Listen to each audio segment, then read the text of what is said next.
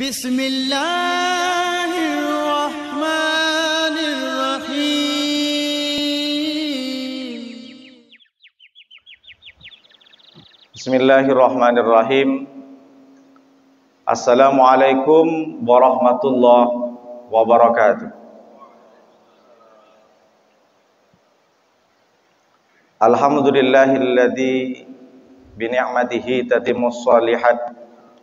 Wassalatu wassalamu ala rasulillahi sayyidis sadat wa ala alihi wa ashabihi min ahlis sidqi wal karamah. Subhanaka la ilma lana illa ma 'allamtana innaka antal alimul hakim.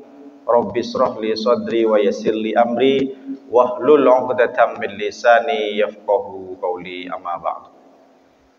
Yang sama-sama kita hormati pengurus Masjid Baitus Salam beserta ketua yayasan, staf yang tak mungkin saya sebutkan satu persatu. Yang sama-sama kita hormati imam masjid, tadi sudah pimpin sholat subuh berjemaah Ustadz Sumantri, ada Ustadz Subhan, ada Pak Ade, ada Pak Sulaiman. Bapak Ibu yang hadir pada kajian subuh kali ini, insya Allah semuanya dimuliakan oleh Allah Subhanahu wa Ta'ala. Bersyukur kita kepada Allah dengan ucapan alhamdulillah bahwa pada hari ini kita bersama-sama bertemu dengan orang-orang baik di tempat yang baik, Masjid Baitus Salam, di hari yang baik. Insya Allah saya pribadi meyakini hari ini lebih baik daripada kemarin. Dan memang itu semestinya harus kita lebih baik daripada kemarin. Yang menyatakan seperti ini bukan saya, tapi Nabi. Apa kata Nabi? Man kana yaumuhu khairan min amsihi fahuwa robihun. Barang siapa yang pada hari ini lebih baik daripada hari kemarin, maka sungguh dia menjadi orang yang beruntung, kata Nabi. Man kana yaumuhu mithla amsihi fahuwa maubun. Tapi barang siapa yang hari ini sama saja, tidak ada perubahan, ibadahnya pun monoton seperti kemarin, tidak ada meningkatan, maka orang itu termasuk orang yang merugi. Tapi yang lebih parah kata Nabi, man kana yaumuhu syarran min amsihi fahuwa mal'unun. Nauzubillah. Tapi barang siapa pada hari ini keadaan, posisinya, ibadahnya, amalnya lebih buruk daripada hari kemarin, maka kata Nabi fahuwa mal'unun, maka sesungguhnya orang itu dilaknat oleh Allah. Nauzubillah min dzalik. Maka tentu Bapak Ibu yang hadir di sini, terutama bapak-bapak, adalah termasuk orang yang beruntung. Karena saya yakin kemarin mesti lebih buruk daripada hari ini. Hari ini lebih baik karena bapak-bapak dengan imannya yang mungkin hari ini sudah disentuh oleh Allah dengan beragam aktivitas di luar yang mungkin tak bisa ditinggalkan, tapi memaksakan diri untuk duduk di Masjid Baitus Salam mengikuti kajian. Ini suatu keberuntungan yang tak bisa kita tukar dengan dunia dengan seisinya. Apalagi sholat subuh. Sholat subuh pagi-pagi didoakan oleh Rasulullah. Maka tadi saya ketemu dengan Bapak tadi, beruntung kalau ada orang, sesaudara sesama muslim, pagi-pagi masih ketemu dalam keadaan sehat, dalam keadaan segar bugar, apalagi setelah sujud bersama-sama sholat subuh. Maka didoakan oleh Nabi. Yang mengatakan Nabi juga, apa doa Nabi? Allahumma barik li ummati fi bukuriha. Ya Allah, berikan keberkahan kepada umatku di waktu paginya. Ini luar biasa. Hadis ini harus disampaikan oleh bapak-bapak kepada semua orang. Apa maknanya? Setiap pagi kalau ada orang bangun, bahkan dia sempat tahajud, ambil wudhu, sholat sunat wudhu, kemudian beristighfar kepada Allah, bermunajat kepada Allah, merendahkan diri kepada Allah sebelum subuh, lalu kemudian dia berangkat ke Masjid Baitus Salam untuk sholat berjemaah. Nabi mengangkat tangannya berdoa, ya Allah, berikan keberkahan kepada orang-orang yang hadir di Masjid Baitus Salam. Kalau Nabi yang sudah berdoa diterima atau tidak? Diterima. Kita doa belum tentu, tapi kalau Nabi Muhammad, orang yang dipilih oleh Allah, orang yang paling bersih, hatinya, yang paling tinggi imannya, yang paling dicocokin oleh Allah, sudah berdoa kepada Allah, insya Allah doanya diterima. Maka kalau kita ingin selalu didoakan oleh Nabi Muhammad, bangun pagi-pagi. Tidak hanya keberkahan yang kita dapatkan, insya Allah semua urusan dilancarkan, rezeki juga dimurahkan. Kok bisa begitu Pak Ustadz? Dulu saya di kampung sudah disampaikan oleh nenek moyang kami, bapak, ibu, kakek, buyut, bagaimana agaknya ayam, siapa ayam yang seperti apa yang paling banyak dapat jagung dan beras. Yaitu ada ayam yang paling awal pagi dia menyamperin atau datangin makanan yang ditabur. Kalau di kampung kan setiap pagi ditabur jagung. Siapa yang paling banyak rezekinya, dialah yang paling awal bangun pagi dan datang makan jagung. Begitu juga agaknya kita. Kalau kita paling awal, insya Allah rezeki kita lancar, dimurahkan oleh Allah. Meskipun tidak gaji 50 juta, tapi begitu indahnya, begitu bahagianya dia dengan istrinya, tidak pernah kekurangan. Tak mesti harus hutang sana sini. Insya Allah kreditan lunas semua. Amin ya Rabbal Alamin. Tapi cari dulu, kerja dulu. Nanti jangan-jangan saya Pak Ustadz bangun setiap pagi kok tak lunas-lunas kreditin saya. Bapak kredit apa saja. Jangan ngandalkan hanya bangun pagi, harus ikhtiar. Ahlus sunnah wal jamaah al-kasbu wal ikhtiar. Sebagaimana agaknya Siti Hajar ketika dulu tidak mengandalkan meskipun suaminya Ibrahim Nabi, tapi beliau masih bersemangat untuk mencari air dari Sofa ke Marwah, dari Sofa ke Marwah 7 kali. Dia tidak mengandalkan suamiku Nabi, suamiku sudah diberikan wahyu, jadi saya cukup berdoa. Tidak. Siti Hajar terus berlari-lari kecil. Bagaimana dia bisa mendapatkan air? Padahal air bukan ada di Marwah, padahal air bukan ada di Bukit Sofa, tapi air muncul di kaki Ismail. Tapi dia tetap tidak menghilangkan ikhtiar. Jadi kita belajar. Dan sekarang kita sudah nikmati. Begitu besar manfaat air Zam-Zam. Tidak hanya orang Mekah Timur Tengah. Seluruh Indonesia sudah minum air Zam-Zam. Itu karena perjuangan seorang ibu, seorang perempuan. Maka jangan pernah sepelekan seorang istri di rumah. Jangan pernah sakitin. Apalagi nambah istri. Sakit hati. Jadi kita itu mesti harus kasbuh ikhtiar. Bapak ibu, bapak-bapak yang dimuliakan oleh Allah Subhanahu wa taala, bersolawat kita kepada Rasulullah dengan ucapan Allahumma sholli ala sayyidina Muhammad wa ala ali sayyidina Muhammad. Bapak-bapak, hari ini saya akan menyampaikan tentang temanya, nanti kalau Pak Ade dibikin di YouTube, 5 amal orang beriman. Kenapa mesti orang beriman? Orang beriman selalu dipanggil oleh Allah Subhanahu wa taala. Contoh, ya ayyuhalladzina amanu ittaqullaha haqqa tuqatih wala tamutunna illa wa antum muslimun.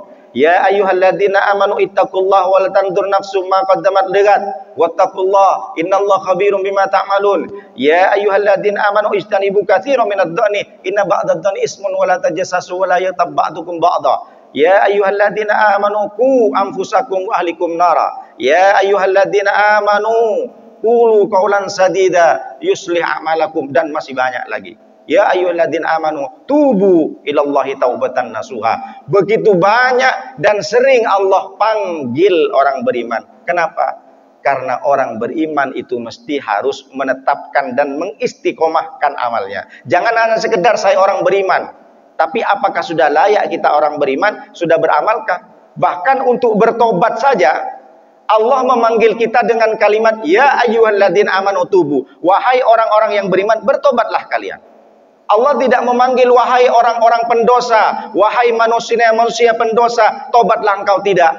Tapi yang disuruh bertobat oleh Allah adalah orang beriman. Karena iman kita itu beda dengan Nabi. Iman kita itu yusbihu mu'minan wa yumsi kafiron. Pagi-pagi dia mukmin beriman, sholat subuh, tapi ternyata malam jangankan ke berjemaah ke Masjid Baitus Salam Harira, maghrib isya hilang karena main skater. Alhamdulillah min dzalik. Orang beriman. Saya tidak menyinggung orang yang skater. Saya nggak kenal Bapak Ibu punya aplikasi atau tidak. Tidak ingat dengan waktu. Bahkan dia sendiri saja hilang sholat maghribnya. Kalau lupa tak masalah. Kalau masih sengaja. Tapi lupanya kalau dia mengerjakan dengan sesuatu yang jauh dari Allah, maka dia berdosa. Bahkan tidur saja. Kalau bapak-bapak tidur, tahu kalau saya tidur nanti asar lewat, haram tidurnya. Jadi ada orang tidur haram. Seperti apa? tidurnya setelah jam 3 misalkan. Sudah adzan Allahu Akbar, asar. Tapi masih adalah tidur aja. Tapi dia yakin kalau saya tidur nanti pasti jam 6, asar lewat. Berarti tidurnya berjam-jam haram. Ini luar biasa. Makanya selalu diingatkan. Maka hari ini saya akan menyampaikan ada 5. Mudah-mudahan lebih cepat. Kalau dibahas satu persatu lama. 5. Yang pertama apa? Orang beriman itu mesti harus bertambah ilmunya. Makanya jangan pernah capek, jangan pernah letih, lemas, letoy bapak-bapak untuk mencari ilmu. Jangan pernah aduh capek lah, itu terus yang disampaikan. Jangan pernah merasa bosan untuk mencari ilmu. Karena bertambah ilmu itu untuk memperbaiki amal. Bertambah ilmu itu untuk memperbaiki akhlak. Karena puncak daripada ilmu itu adalah akhlak. Akhlak kepada Allah, malu kepada Allah, akhlak kepada seluruh alam. Misalkan begini, ini harus dibedakan akhlak dengan etika. Satu ketika ada orang naik pesawat. Nah, anggaplah kalau saya sebut nanti endorse pula. Ada orang berangkat naik pesawat. Lalu kemudian sampai naik pesawat, sampai ke dalam, selamat datang, welcome to Baitus Salam Airlines. Misalkan begitu. Anggap Baitus Salam dulu. Selamat datang Bapak Ibu di Baitus Salam Airlines. Iya. Silakan Bapak Ibu nomor berapa seatnya? Oh ini. Nomor 20. Nah, silakan diantar.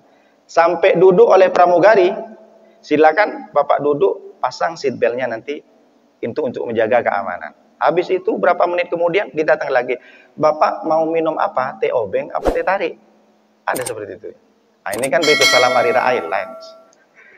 Oh, saya mau kopi. Ya, silakan. Ya, terus. Begitu sopannya, begitu ramahnya pramugari itu. Kenapa? Karena pramugari ini menggunakan etika. Berbeda dengan akhlak. Apa maknanya? Bayangkan kalau sudah selesai turun dari pesawat, misalkan. Sudah turun, sudah bongkar bagasi di airport, lalu kemudian si pramugari juga turun pakai tas. Coba disapa. Mbak pramugari, tadi kan yang mempersilahkan saya. Siapa lu, siapa gue? Tak kenal. Oh, ini nampaknya Pak Ustadz pengalaman pribadi. Kalau sudah turun pramugari, lo gue.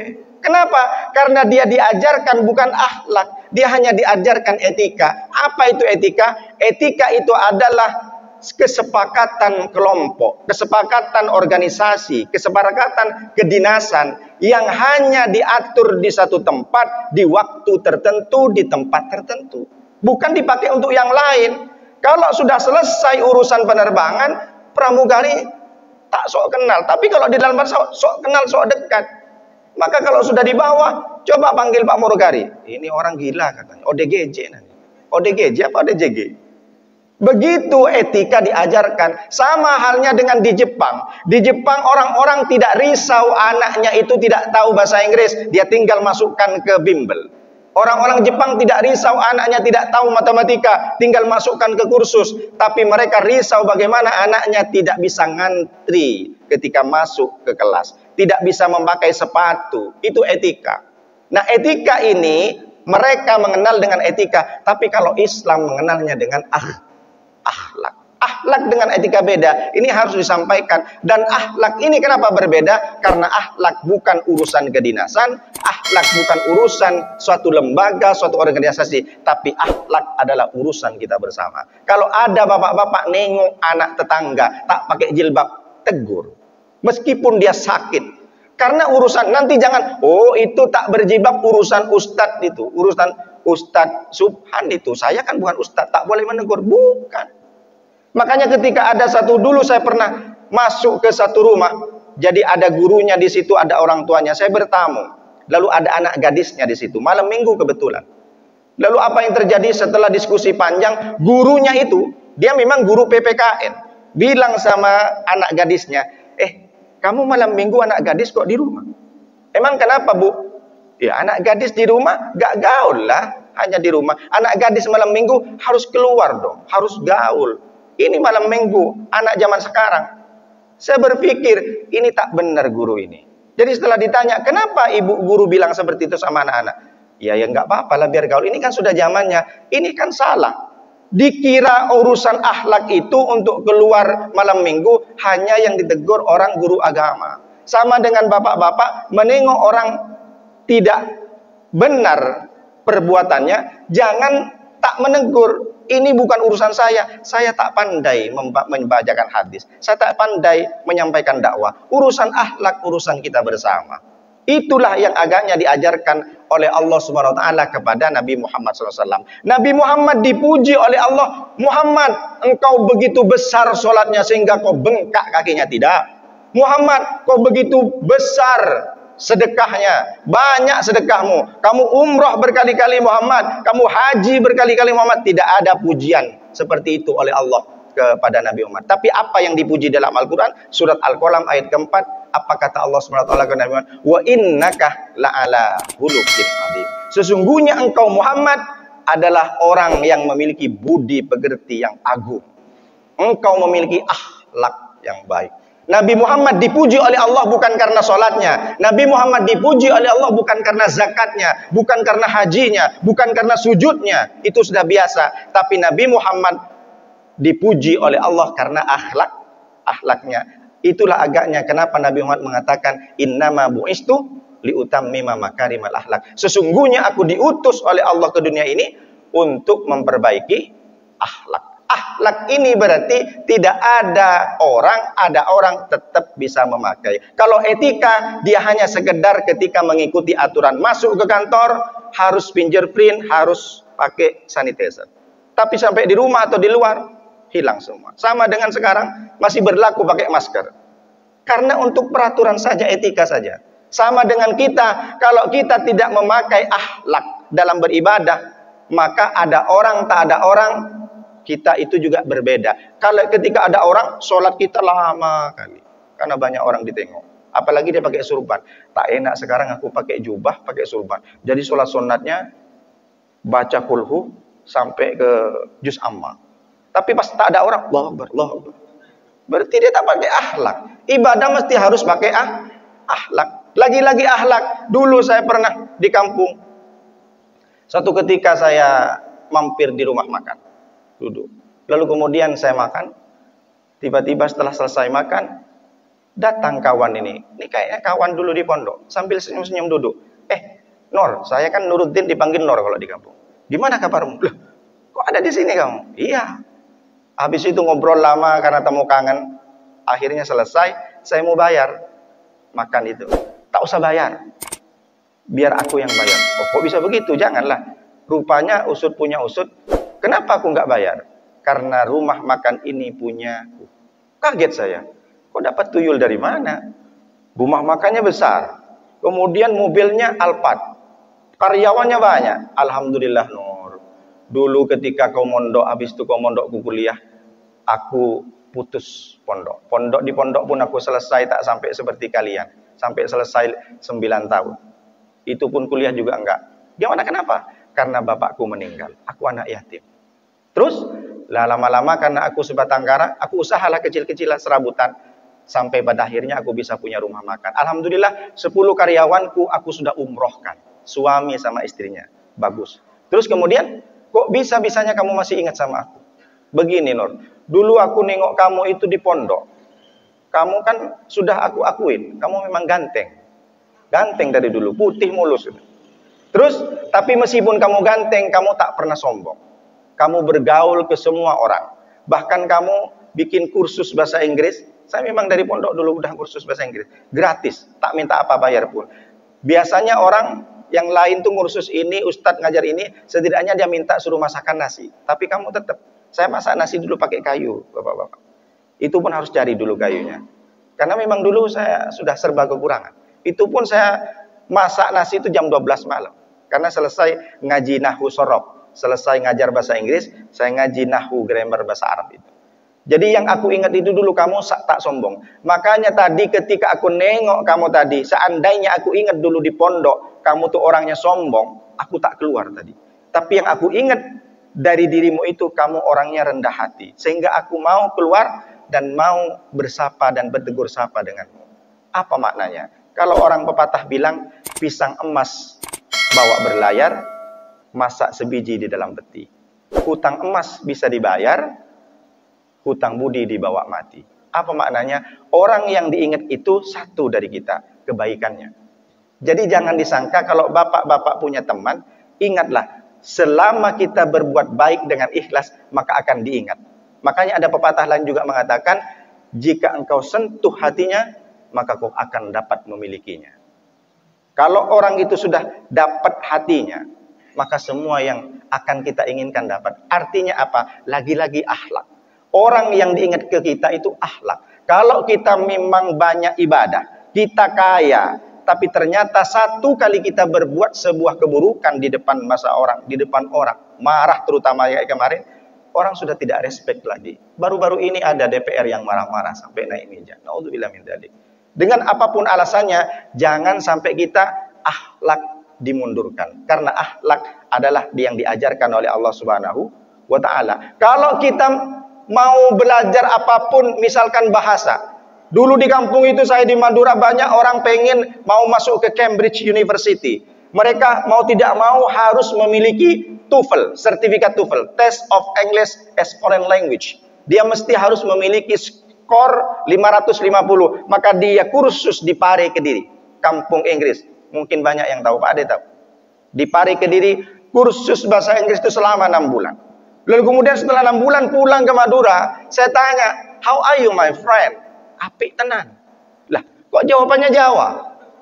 Kalau yang sekarang bukan apik tenan, tenan kui.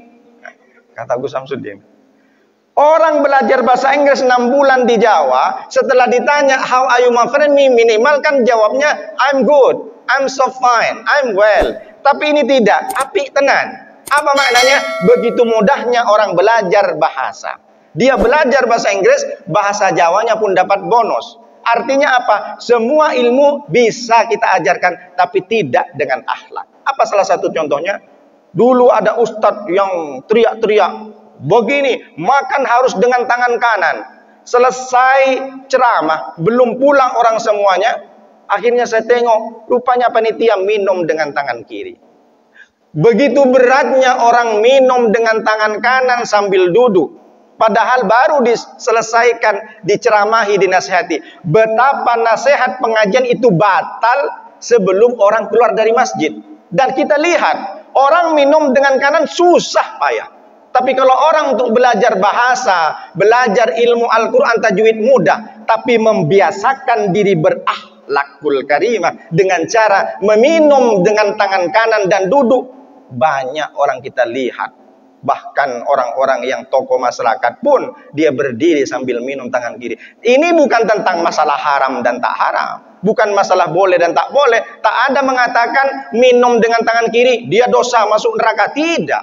Tapi bagaimana dia membiasakan akhlak? Karena Nabi sudah mengatakan, idza akalah ahadukum falyakul biyaminihi. Jika kalian makan, maka hendaklah makan dengan tangan kanan. Wa idza syariba falyasrab biyaminihi. Ketika engkau minum, maka minumlah dengan kanan. Kenapa? Fa innas syaitana ya'kulu bisimalihi wa yasrabu bisimali. Sesungguhnya setan makan dan minum dengan tangan kiri. Bapak-bapak sekarang dipraktikkan. Bisakah saya bertambah ilmu? Akhlak juga bertambah.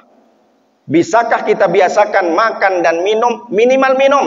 Minum ini sering orang biasa orang dengan tangan kiri. Mereka tidak masalah. Saya tidak bilang ini haram. Begitulah akhlak. Apa maknanya? Ketika ada orang ngupil misalkan. Ngupil haram atau tidak? Tak haram, suka-suka. Hidung-hidung sendiri. Ngupil begini. Tapi ketika ngupil ini di satu rapat, misalkan ada di forum yang besar, lalu dia ngupil, dia merasakan tidak masalah karena tak ada yang tahu. Ternyata ada kamera syuting. Disorot, lalu setelah disorot dia ngupil di kantor DPR misalkan, di sebuah kantor yang formal, ada rapat pleno, dia ketahuan ngupil. Kalau sekarang bukan ngupil, tidur kan, tidur. Belum lagi tidur, ada yang nengok video. La ilaha illallah.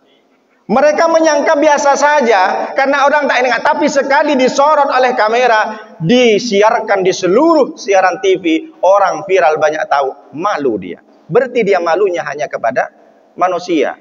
Kalau kita lihat ngupil itu haram atau tidak? Tidak. Tapi sekali disorot dan banyak orang tahu, dia merasa malu. Nah, akhlak itu bukan malu kepada manusia, tapi akhlak itu malu kepada Allah. Karena akhlak itu adalah yang membentuk Allah. Bertambah orang beriman, bertambah ilmu, bertambah akhlaknya. Setelah bertambah akhlaknya, bertambah imannya. Apa maknanya? Orang mencari ilmu, kita lihat di surat Al-Imran ayat 190. Inna fi khalqis samawati wal ardi wa ikhtilafil laili wan nahari la ayatil liulil albab. Sesungguhnya penciptaan langit dan bumi dan perbedaan pergantian siang dan malam la ayatil liulil albab, itu adalah tanda-tanda kebesaran Allah. Liulil albab, kepada siapa? Kepada orang yang punya akal, kepada orang yang memiliki kecerdasan, kepada orang yang merasa dirinya tokoh masyarakat, cendekiawan. Artinya apa? Ketika kita nengok langit, maka muncullah ilmu astronomi. Ketika kita nengok bumi, maka muncullah ilmu geologi. Kalau kita nengok pergantian malam dan siang, maka muncullah ilmu meteorologi, klimatologi, geofisika. Pak Ustadz, artinya apa? Saya pun tak tahu. Saya baca aja di buku. Jadi kalau ilmu bumi itu namanya geologi. Artinya apa?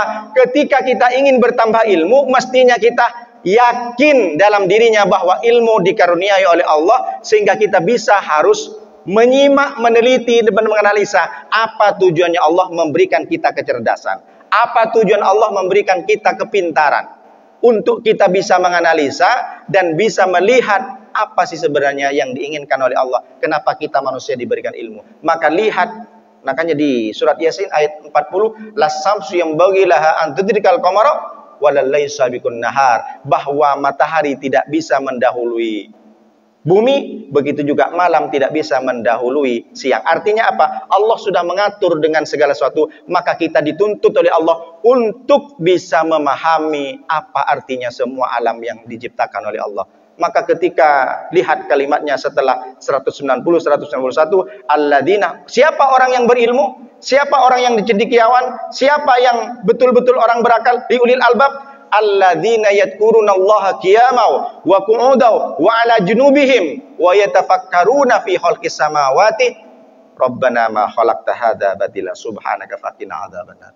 Orang-orang yang berilmu, orang-orang yang berakal, kalau dia merasa manusia yang punya akal dan dia punya iman, maka kata Allah, sesungguhnya dia mesti harus terus berzikir. Qiyaman, ketika berdiri. Apa maknanya? Ketika dia banyak jabatan, tegak. Ketika rizkinya banyak, dia tetap harus konsisten istiqomah untuk berzikir kepada Allah. Wa qu'udan, dan ketika dia duduk tetap harus berzikir. Ketika mungkin dia sudah bangkrut, jatuh, dagangannya tak laku, dipecat dari pekerjaannya, tetap harus berzikir. Wa ala junubihim, dan pasti tetap berzikir meskipun kalian dalam keadaan berbaring. Apa maknanya? Dalam keadaan sakit pun kalian harus ingat Allah. Setelah berzikir qiyama wa qu'udan wa ala junubihim, maka setelah berzikir wa yatafakkaruna fi khalqis samawati, maka sesungguhnya engkau itu harus berfikir. Setelah berzikir mengingat Allah, berfikir pakai akalmu tentang penciptaan langit dan bumi. Lalu ketika orang sudah mengakomodasikan, sudah mengkombinasikan antara kecerdasan intelektual dan spiritual,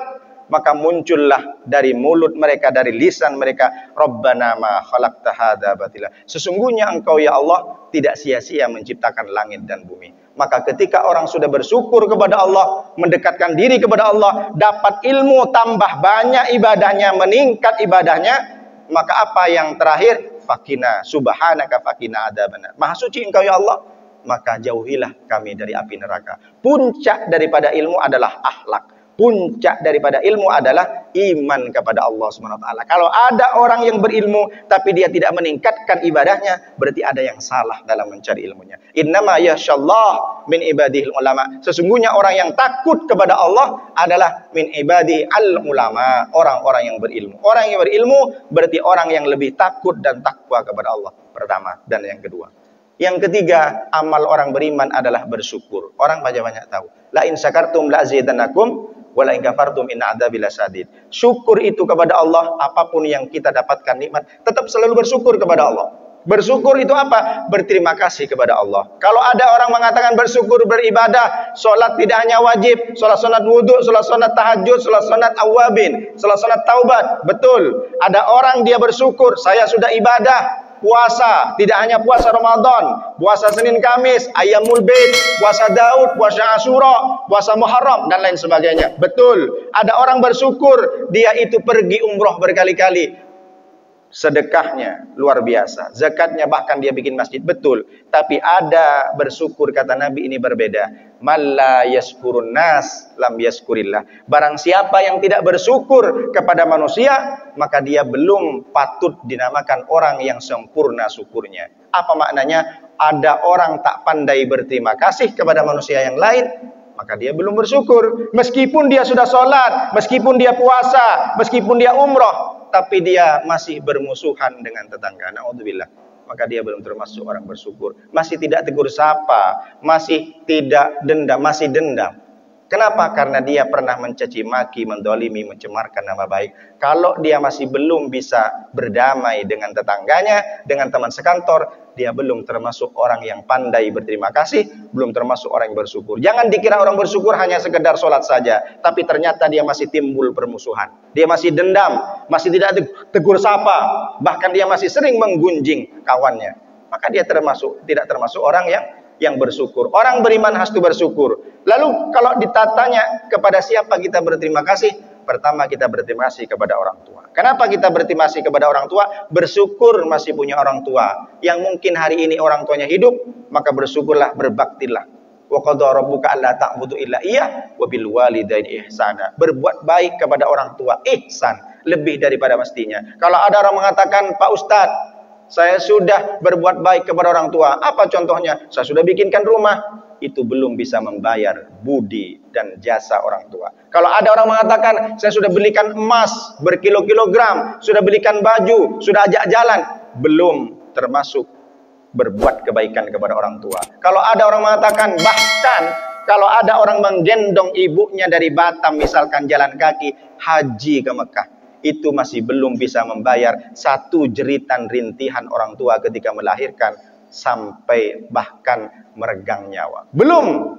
Jadi bagaimana Pak Ustadz orang berbuat baik kepada orang tua? Berbuat baik kepada orang tua tanpa batas. Sampai orang tua itu meninggal pun kita juga harus berbuat baik. Caranya bersedekahkan.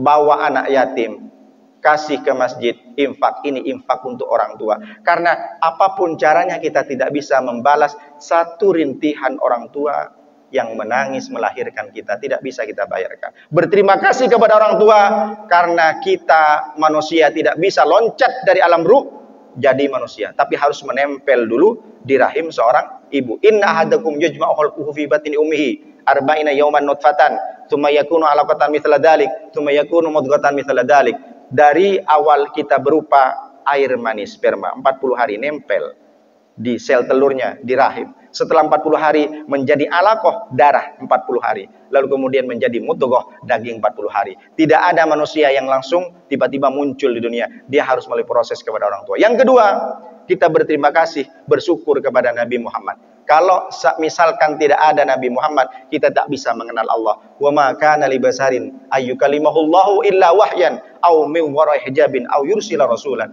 Kalau tanpa Nabi Muhammad, kita tak tahu Allah. Kita tak tahu agama Islam, kita tak mungkin menjadi orang beriman. Makanya sekarang berarti kita sholawat kepada Rasulullah karena kita ingin berterima kasih kepada Nabi Muhammad. Kenapa? Karena Nabi Muhammad perjuangannya luar biasa dulu. Untuk menegakkan agama Islam, untuk membawa iman kepada manusia sampai pada hari ini. Wa ma arsalnaka illa rahmatan lil alamin. Masuk beliau ke Taif. Apa yang disambut? Bukan disambut dengan tala al badru alaina, tapi disambut dengan lemparan batu, lemparan kerikil, lemparan tulang belulang, dilempar dengan kayu, berdarah, pelipis Nabi menetes sampai ke pipi. Apa yang terjadi? Nabi Muhammad bersembunyi di balik bukit. Dia tidak membalas. Apa yang dikatakan Nabi? Dia berdoa kepada Allah, ilaika asku dha'fa quwwati wa qillata hilati wa hawani bainan nas. Ya Allah, hari ini aku tidak ada tempat bersandar. Hari ini aku tidak ada tempat mengadu, ya Allah. Hari ini aku hanya mengadu, aku hanya memilikimu, ya Allah. Dha'fa quwwati, atas kelemahanku, wa qillata hilati, dan atas ketidakberdayaanku pada hari ini, ya Allah. Wa hawani bainan nas, ya Allah. Hari ini aku malu di depan mereka, ya Allah. Dilempar batu berdarah Rasulullah untuk membawa dan iman Islam. Apa yang terjadi? doa dan aduan Rasulullah diterima oleh Allah, Allah utus malak. Allah utus satu malaikat penjaga bukit, malakul jibal, malaikat penjaga dari segala bukit, malaikat penjaga dari segala gunung. Apa yang dikatakan malaikat itu kepada Nabi Muhammad? Ya Muhammad, kau tunjukkan mana bukit yang paling tinggi Muhammad, kau tunjukkan mana gunung yang paling besar Muhammad, aku timpakan kepada mereka orang-orang Taif. Apa yang terjadi?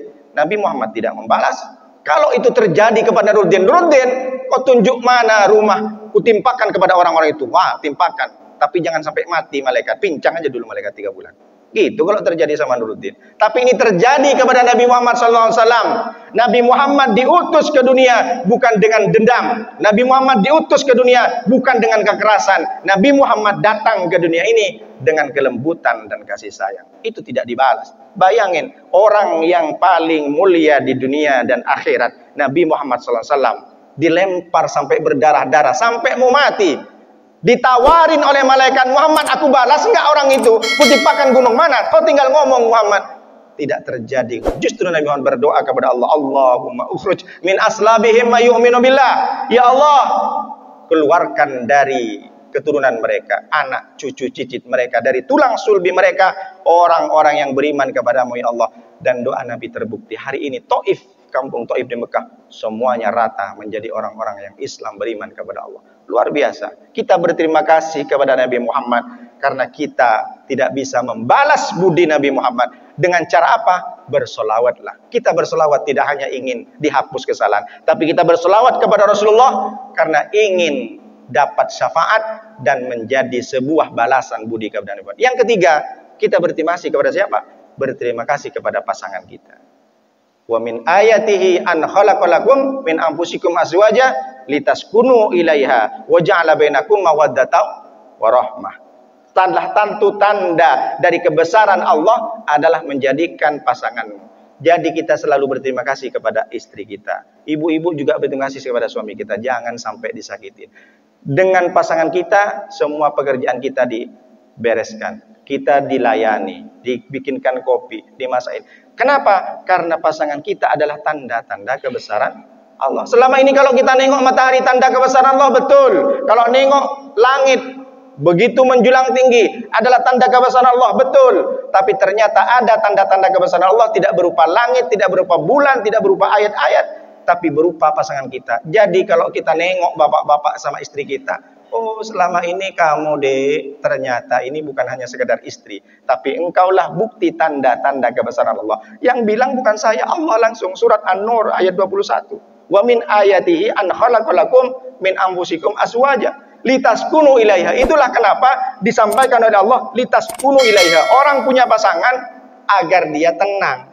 Kalau pengen tenang, anak lajang, anak gadis, cepatlah dinikahin agar litaskunu ilaiha. Itulah muncullah kalimat sakinah. Diambil dari kata litaskunu. Allah menjadikan pasangan agar kalian semua bisa tenang. Jadi kalau yang tak tenang, yang masih gadis, yang masih lajang, cepat nikah. Yang sudah menikah tak tenang juga, nikah lagi. Nah, jadi untuk menikah itu adalah untuk tenang. Wa ja'ala bainakum mawaddatan wa rahmah. Dan Allah jadikan di antara kalian itu mawaddah dan rahmah. Dengan kalian menikah, punya istri, punya suami, jadi tenang. Setelah tenang, kalian pasti punya mawaddah wa rahmah. Mawaddah itu cinta, rahmah itu adalah kasih sayang. Gimana ceritanya, Ustaz? Ada anak nanya, "Ma, apa artinya cinta dan kasih sayang?" Kalau cinta, nak, ya cinta. Kalau kasih sayang, ya kasih sayang.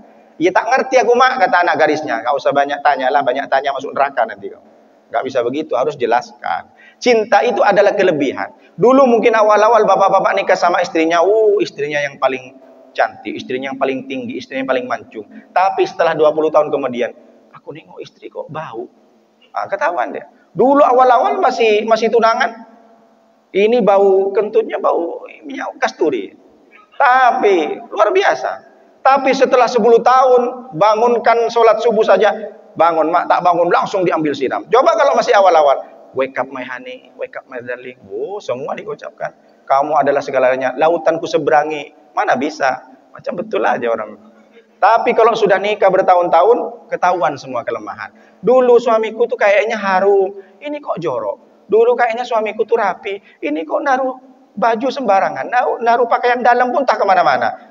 Merepet istrinya itu. Itu kalau sudah 20 tahun. Tapi kalau awal-awal, kenapa dia masih bertahan kalau cinta sudah tidak ada? Bapak-bapak yang masih bertahan sampai 50 tahun hari ini, 70 tahun bersama istrinya, masih cinta? Tidak ada, bullshit. Cinta itu sudah ada. Karena cinta lebih ke fisik. Tapi yang ada adalah rahmah kasih sayang. Kalau ada kakek dan nenek masih bergandengan tangan, jalan di mall, jalan di alun-alun, itu bukan cinta lagi, tapi rahmah. Rahmah itu menutupi kelemahan, menutupi kesalahan. Aku bertahan denganmu, Dek, karena engkau yang masih tetap paling cantik. Tidak ada. Kalau sudah nenek-nenek mana bisa cantik, udah keriput semua. Bahkan banyak kakek-kakek nikah sama anak gadis itu di Jawa itu kan.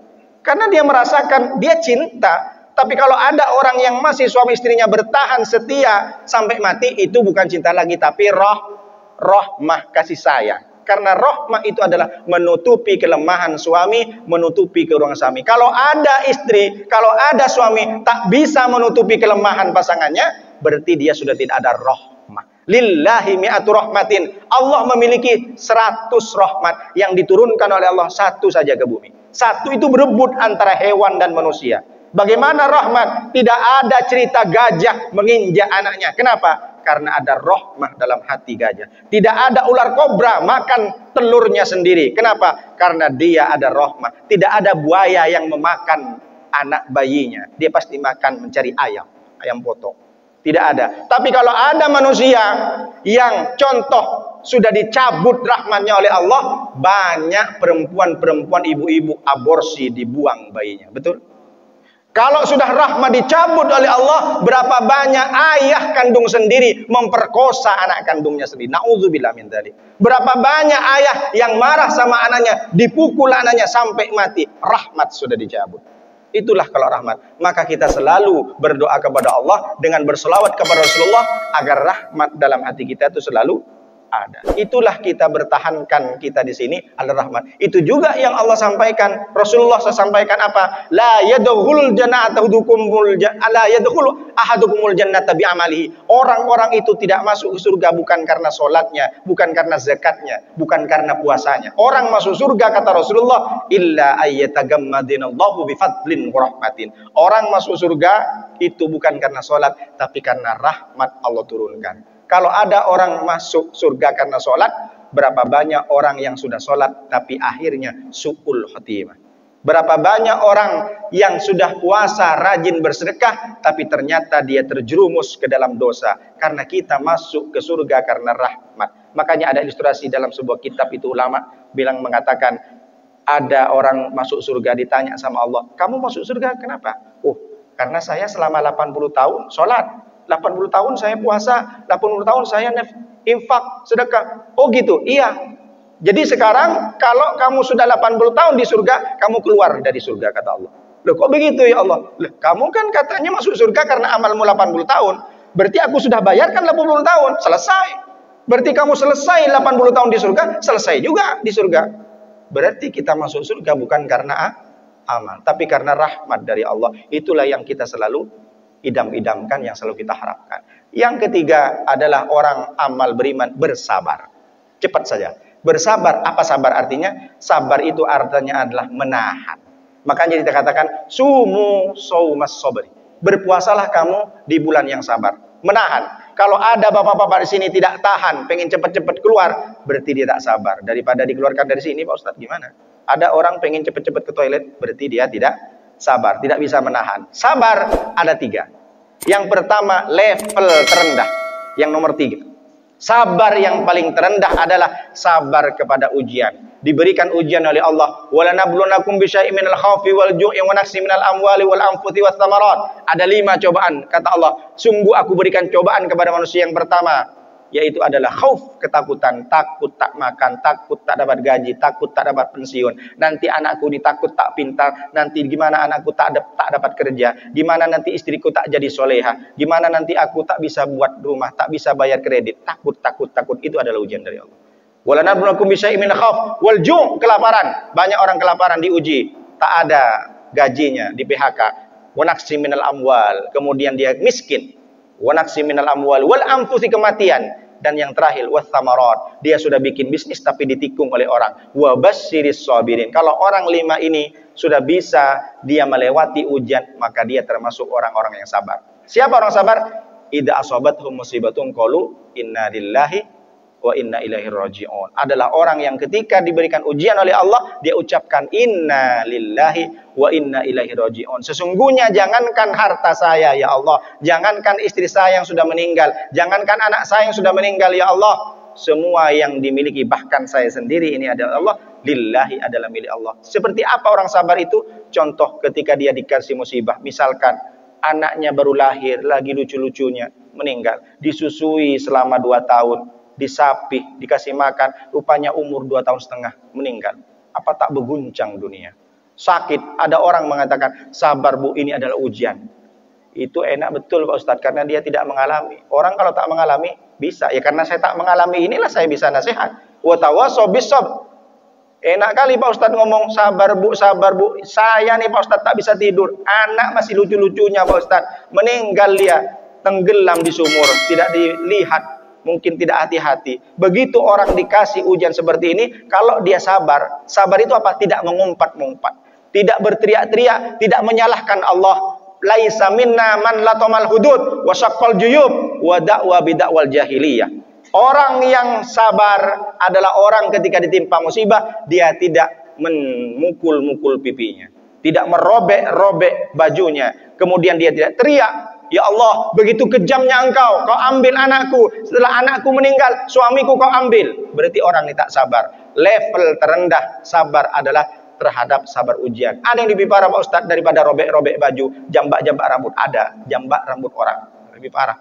Nah, kalau ada orang kena ujian, nyambak orang, baru. Kalau nyambak rambut sendiri masih mending. Jadi sabar terendah adalah level terendah itu adalah sabar kepada ujian. Kalau bapak-bapak mengalami seperti ini, berarti bapak masih dalam sabar tahap terendah. Lalu sabar yang kedua adalah ketika dia ada kesempatan melakukan dosa, dia tahan untuk tidak melakukan dosa, maka dia sabar yang paling kedua. Seperti apa contohnya? Ada orang ngajak, bro ikut saya kemana? Ke diskotik, ke Pasifik. Aku bayar semuanya, kamu nginep di sana 3 hari 3 malam, aku bayarkan traktir semua. Tapi dia tahan meskipun ada kesempatan. Maka dia sabar yang nomor 2. Sabar menahan untuk tidak melakukan dosa adalah sabar yang kedua. Seperti contoh apa agaknya? Contoh misalkan ada anak muda, ganteng, glowing, sispek, anak kos-kosan, masih muda, jalan di mall. Setelah jalan di mall, ganteng luar biasa macam artis, selegram. Kemudian ada tante-tante. Tengok tante, dilempar pakai kertas. Sama si pemuda itu, ditengok nomor HP, japri dong, call me please. Akhirnya si pemuda dibawa nomor HP ini yang dikasih tante-tante pulang ke rumah kos-kosannya. Sampai ke rumah kos-kosannya dihidupin kompor, gas, dibakar. Ditengok sama kawannya, apa yang kau bakar? Nomor-nomor tante, nomor HP tante. Kenapa kau bakar? Bodoh kau. Kata orang ini, dia bilang bodoh. Siapa tante? Kaya, punya pengawal, mobil Alphard. Seandainya aku mau sama dia, katanya aku dikasih rumah. Bodoh kali kamu, rezeki kok ditolak. Kata kawannya. Orang yang pemuda yang bakar nomor tante ini adalah orang yang sabar. Karena dia ada kesempatan untuk berbuat dosa, tapi tidak melakukan. Tapi bagi orang yang tak paham dengan agama, tak paham dengan sabar, dianggap pemuda ini bodoh. Ketika kita sudah melakukan sesuatu, ditraktir oleh orang, ada orang ngajak melakukan dosa, tapi kita tahan, kita termasuk orang sabar. Jadi sabar itu bukan karena ujian saja. Sabar kepada ujian level terendah. Sabar yang kedua adalah menahan untuk tidak melakukan dosa, meskipun ada yang menanggung gratis untuk melakukan dosa. Sabar yang kedua. Contoh kalau ibu-ibu, mohon maaf, ada kesempatan jadi pelakor, tak jadi pelakor. Datang pejabat daerah, ya Minang kamu. Bapak kan punya istri, jadi tak mau saya. Berarti kalau ada ibu-ibu menahan, dia tak jadi pelakor, berarti sabar nomor 2. Nanti pulang ke rumah, bapak-bapak ukur, saya sabar sudah keberapa ya? Apa cuma sabar level terendah atau sabar yang kedua? Lalu yang paling tinggi adalah sabar apa? Sabar untuk melakukan ibadah. Bangun malam-malam pipis, tidak ingat untuk tahajud. Tahan ngantuk, tahan malas. Bangun malam-malam. Kalau ada bapak merasakan jam 12, jam 1, jam 2, jam 3, tiba-tiba pengen kencing, bukan tidak sengaja, Allah sudah membangunkan kita. Minimal baca subhanallah wa bihamdihi, subhanallah walhamdulillah wa la ilaha illallah akbar. Lalu kemudian ambil wudu, sujud kepada Allah, beristighfar kepada Allah. Itulah sabar yang paling tinggi. Ada kesempatan beribadah, bangun tengah malam, kita tahan rasa ngantuk, kita paksakan untuk melakukan ibadah. Itulah sabar yang paling tinggi. Mungkin Bapak pernah mengalami malam-malam pengen kencing, tapi tak sempat untuk ambil wudu. Bapak belum termasuk orang yang sabar.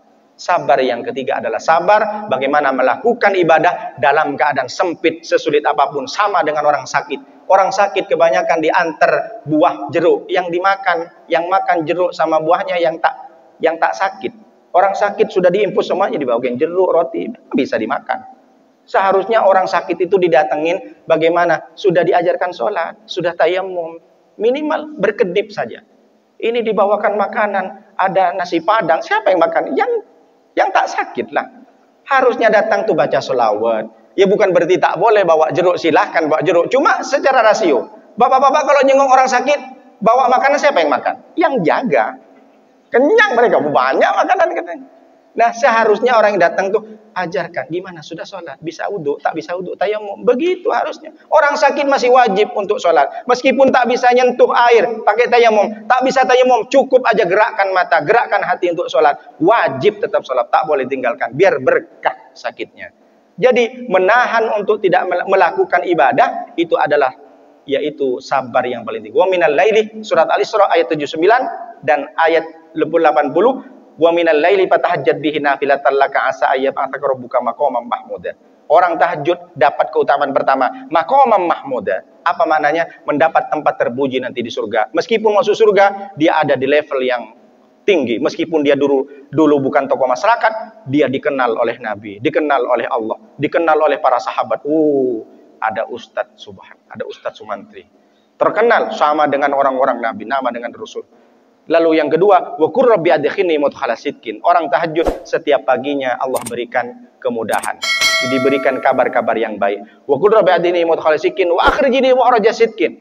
Lalu yang kedua, dia diberikan solusi dalam setiap masalah. Waj'alni min ladunka sultanan nasira, dan Allah berikan pertolongan langsung tanpa perantara malaikat. 4 keutamaan orang tahajud ada di surat Al-Isra ayat 79 dan ayat 80. Jadi sabar yang paling tinggi adalah ketika dia punya uang banyak, dia tidak menturutkan hawa nafsunya, tidak nambah mobil, tidak nambah rumah, tidak nambah kapling.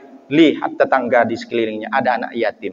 Dia tak tega beli motor lagi yang baru. Dia tak tega menambah kapling yang baru. Dia berikan, sisihkan. Harusnya dia disisihkan untuk beli motor, tapi karena nengok ada tetangga, bahkan dia sholat, mukenahnya kusut. Dia untuk ngaji saja, Qur'annya robek-robek. Tak tega dia untuk menambah mobil, diberikanlah sedekah air, diberikanlah uang itu untuk membelikan baju. Itulah sabar yang paling tinggi. Karena kita tidak mau termasuk orang-orang yang pendusta agama. Ara'aital ladzi yukadzibu biddin, fadzalikal ladzi yad'ul yatim wa la yahuddu 'ala ta'amil miskin. Orang-orang pendusta agama siapa itu? Yad'ul yatim. Dia tega membiarkan anak yatim kelaparan. Tega membiarkan anak yatim beribadah dengan baju yang compang-camping. Wala yahuddu ala tu'amil miskin. Dia tidak termotivasi hatinya untuk memberikan sebagian dari hartanya kepada orang-orang miskin. Kalau ada orang hanya memperkaya diri, sementara tetangganya dia jangankan untuk beli baju, makan sehari-hari pun tak ada. Tega dia, berarti dia masih termasuk pendusta agama, dan dia termasuk belum termasuk orang yang sabar tingkat yang paling tinggi. Yang terakhir, amal daripada orang beriman adalah ridho dengan ketetapan Allah. Apapun yang diberikan kepada kita, kita tetap ridho. Laqad khalaqnal insana fi kabad, kata Allah, sungguhnya aku sudah menciptakan manusia dalam keadaan susah, payah, taab, musyaqqat. Jadi kalau kita ada orang misalkan dari kecil, dialah sudah dibuang oleh ayah dan ibunya, ditaruh di kardus waktu bayi, ditemukan oleh panti asuhan. Panti asuhan pun jahat, bukan malah diajarkan di panti asuhan, malah dibuli, bahkan mohon maaf dicabuli anak perempuan ini. Dari bayi sudah musyaqqat, sudah taab, lalu kemudian dia setelah selesai dari panti, keluar dari panti yang penuh dengan orang-orang jahat, bertemu dengan suami yang pemabuk. Dari kecil sudah dibuang, dipelihara di panti, sudah disiksa orang-orang panti asuhan, ketemu dengan suaminya pun laknat, sudah tak pernah sholat, mabuk-mabukan, menyiksa dia, sampai pada akhirnya dia mati. Akhirnya apa? Orang ini, perempuan ini dari kecil dia tidak menemukan seorang ayah, tidak tahu bagaimana kasih sayang seorang ibu. Kemudian dia diasuh oleh panti asuhan, tidak pernah merasakan bagaimana sayangnya seorang ayah. Lalu kemudian dapat suami pun jahat, dia tak pernah menerima bagaimana suami yang baik. Akhirnya dia mati. Tapi meskipun mati, dia tetap sholat. Dia bertahan, dia tidak pernah mencaci maki, dia tidak pernah menyalahkan Allah. Dia tetap sholat, meskipun banyak ujian bertubi-tubi, dia masih mempertahankan iman dan takwanya. Karena dia yang dicari adalah ridho Allah. Dia tetap menerima ketetapan Allah. Dia tidak pernah nyalahkan siapapun. Raditu billahi rabba, wa bil islami dina, wa bi Muhammadin nabiyya wa rasulah. Makanya kita saling berdoa, Allahumma inni as'aluka ridhoka wal jannah. Orang yang sudah mendapatkan ridho dari Allah adalah orang yang berhasil hidupnya, beriman sempurna, karena dia apapun yang terjadi dalam kehidupannya, dia tetap teguh keimanannya kepada Allah, tetap beribadah, tidak menyalahkan siapa. Aku kalau mau sholat, kalau aku sudah gajinya naik, aku bagaimana aku sholat? Sementara gajiku tak cukup, makan tak cukup. Ini kan kesalahan Allah. Jadi padahal aku sudah sholat, aku sudah zakat, sekarang aku berhentilah. Masa aku hidupanku tak berubah? Berarti dia tidak pernah menerima ketetapan dari Allah. Orang yang sudah menerima ketetapan Allah, meskipun bertubi-tubi dalam kehidupannya, karena Allah akan berikan kenikmatan itu di dalam surga. Siapapun di antara kita yang merasa ada di titik terendah, di titik nol misalkan, sudah di PHK, tak ada yang dimakan, tapi tetap melaksanakan ibadah, bersujud kepada Allah, maka itulah termasuk orang yang ridho. Itulah kenapa Allah memberikan status kepada sahabat, radhiyallahu anhum wa radu'an. Allah memberikan ridho kepada sahabat. Apa orang yang ridho? Orang yang sudah diridhoi oleh Allah bisa memilih surga seperti apa saja nanti. Tinggal pilih. Tak perlu ada orang masuk surga lewat pintu sholat, pintu zakat, pintu haji. Tapi kalau orang yang sudah ridho dan diridhoi oleh Allah, tinggal pilih kita mau masuk pintu mana. Artinya meskipun banyak ujian, kita tetap istiqomah beribadah, tetap sholat berjamaah subuh, jangan pernah berhenti, tetap ikut kajian, tetap sholat sunat, puasa sunat, masih sempat untuk hidup, tetap bersedekah meskipun dalam keadaan miskin. Meskipun miskin tetap masih bisa berbagi kepada orang. Itulah orang ridho. Jadi 5 ini adalah bekal bagi kita sebagai orang beriman, sehingga kita bisa masuk ke surga lewat pintu manapun. Demikian yang bisa sampaikan. Mohon maaf atas segala kurangan. Hanya ini yang bisa sampaikan. Mudah-mudahan bisa diamalkan.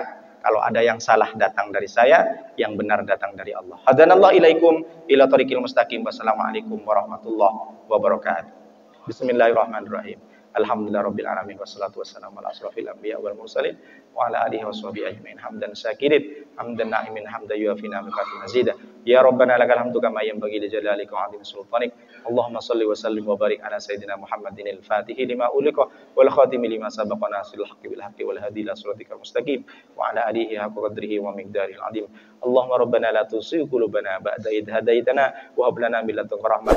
Allahumma rabbana fil lana wal ikhwan alladziina sabaquna bil iman wa la taj'al fi qulubina ghillan lil ladzina amanu rabbana innaka ra'ufur rahim. Allahumma shlih lana dinana alladzi huwa ismatu amrina wa aslih lana dunyana allati fiha ma'asina wa aslih lana akhiratana allati fiha ma'dina waj'alil hayata ziyadatan lana min kulli khairin waj'alil mauta rahatan min kulli syarrin. Allahumma rabbana adkhilna mudkhala sidqin wa akhrijna mukhraja sidqin waj'al lana min ladunka sultanan nasira.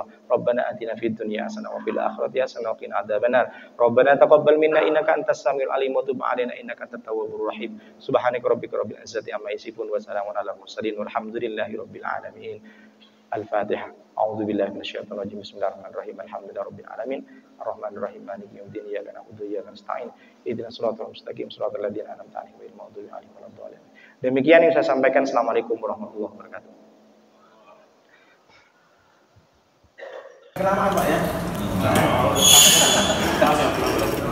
Pas Pak. Iya.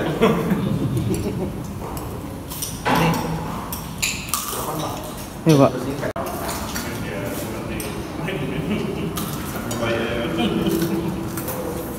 Jauh Pak di sini. Rumahnya. Satu. Sekarang dari Bandung. Capean juga.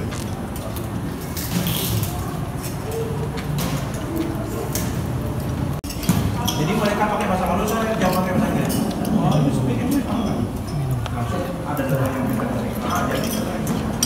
Jadi bahasa Inggris nanti ada tamu banyak. Kita ngobrol lewat mekanisme. kita sampai dengan yang umat membeli bukti kita.